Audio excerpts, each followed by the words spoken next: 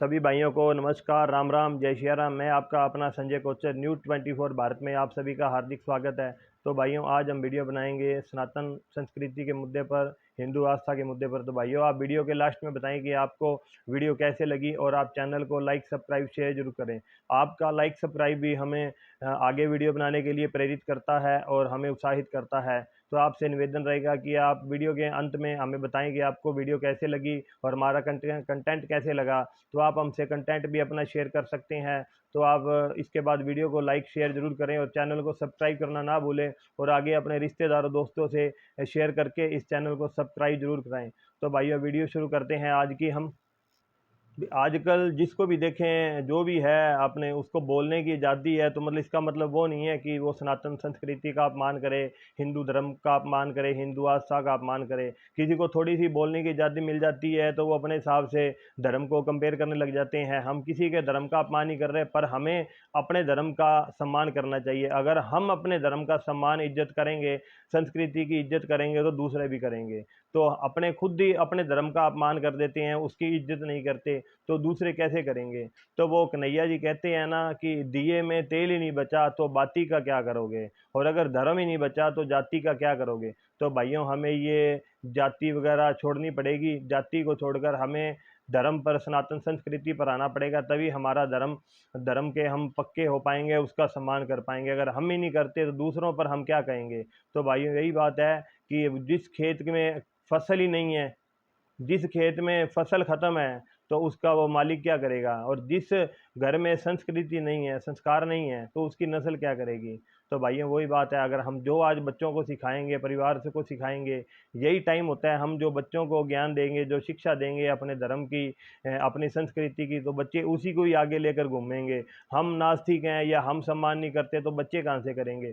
तो भाइयों, बच्चों को आदत डालनी चाहिए, तो ताकि वो भी अपने धर्म की संस्कृति का सम्मान करें, उसका आगे विस्तार करें, और उसका आगे मीडिया पर उसका प्रचार भी करें कि सनातन धर्म क्या है, संस्कृति क्या है, कितने हजारों साल पुराना है। अब आप एक छोटी सी बात ले लीजिए, आपको मैं बताता हूँ। अभी भी जो अपने जो क्रिश्चियन होते हैं, वो जो शादी करते हैं, क्रिश्चियन वो चर्च में ही शादी करते हैं, वो कोई पैलेस में तो नहीं करते ना।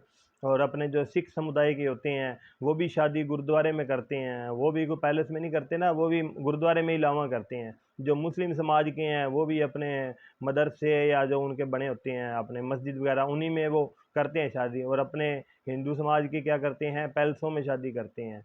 तो हमें भी, मेरे ख्याल से मुझे लगता है, हमें भी जो ये रिवाज है बदलना चाहिए। हमें भी क्रिश्चियन, ईसाई, सिख की तरह हमारे जो शादी है हिंदू सनातन धर्म में, तो वो हमें मंदिर में ही करनी चाहिए। अब हम वही बात है, अभी एक शादी होती है, हम पैलेस में लाखों लगा देते हैं, पानी में लाखों लगा देते हैं, पानी में, शराब में, खाने पीने में। लोग उसमें सुबह कमियां निकालते हैं, ये नमक कम था, मीठा कम था।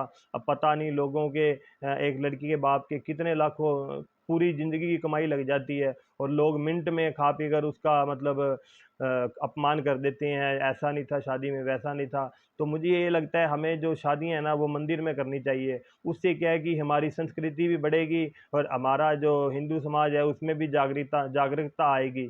हम अगर मंदिर में शादी करते हैं, मंदिर में कुछ पैसे देते हैं, तो आपको पता है उस मंदिर का विस्तार भी होगा। उस मंदिर के अंदर हम एक अस्पताल भी खुला सकते हैं और एक स्कूल भी खुला सकते हैं। अगर मंदिर के अंदर ही जैसे मतलब मंदिर के अंदर स्कूल है, अस्पताल है, तो उस मंदिर में जो स्कूल है उसमें भी हमारे बच्चे बिल्कुल मुफ्त में शिक्षा पा सकेंगे।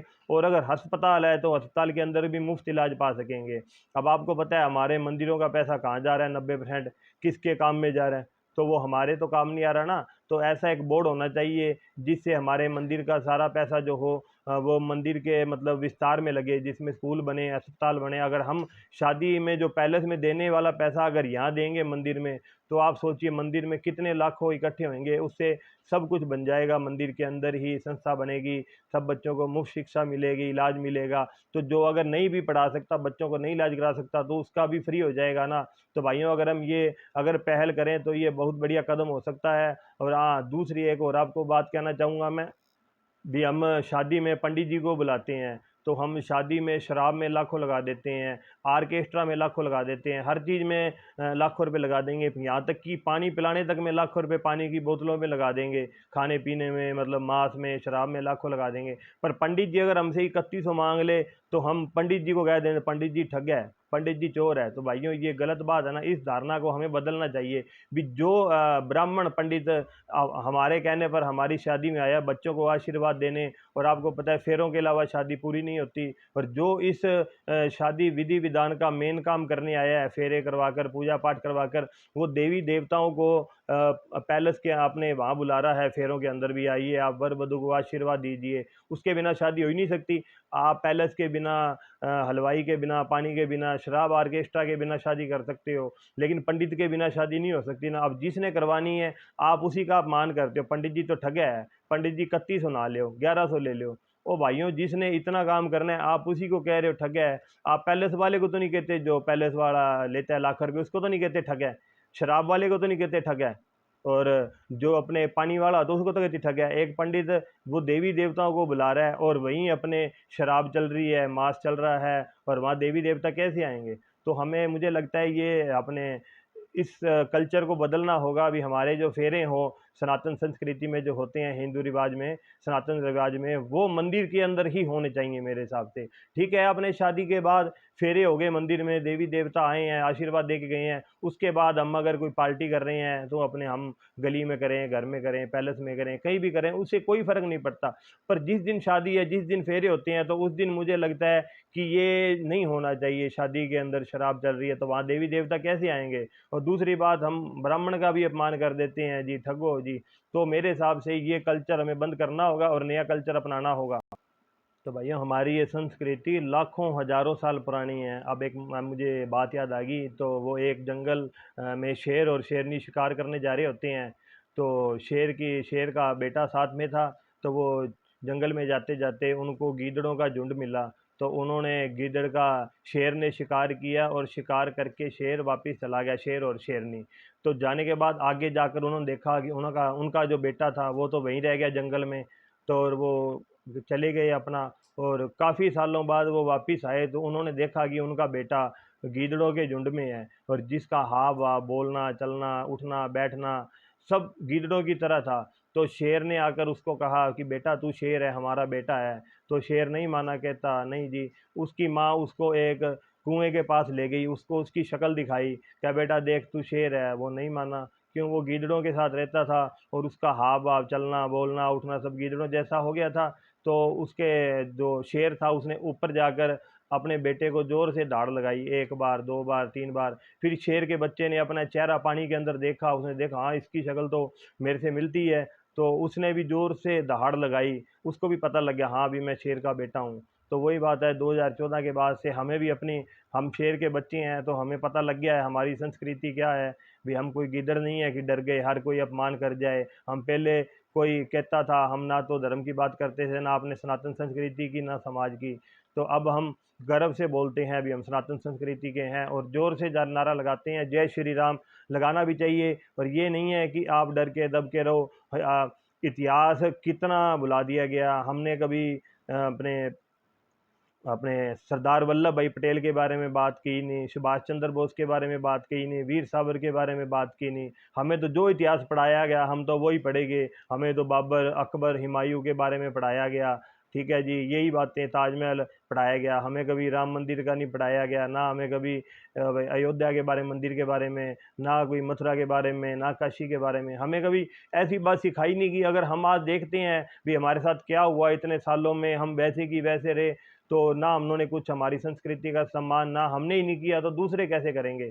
तो भाइयों अब हमें जागना होगा। वही शेर का बच्चे हैं, 2014 के बाद हमें पता लग गया कि हम शेर हैं।